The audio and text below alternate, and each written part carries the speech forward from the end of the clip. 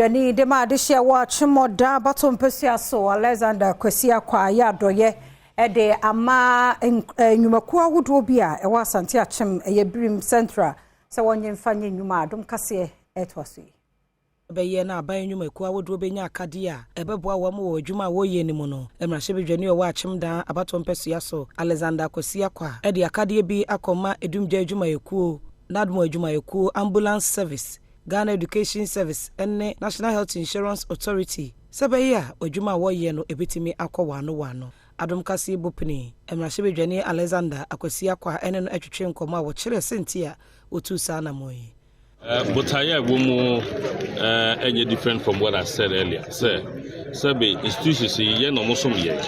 Na wo hwe senior womode omo how adan ompanimfo na emma no was say yetimi eye hu bibi as representative of the people. No, this is the time we show our love and care to the people.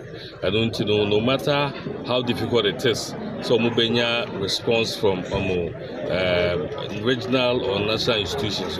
Or say mubi bem from me at the sum ya man for titune Ghana National Ambulance and the Ghana National Fire Service. Okay. Omodia Adamakuma Sopa. Enwechi Brim Central Municipal Director Awoda National Ambulance Service no DO1 Daniel Anlote enejina aban adwuma efo ya na mu kasa ye na woda mrahye bidwani yase so wetimi abaye wo mu saado ye yi a kade to aso se ye beboa mu adwuma wo ye no akoyi.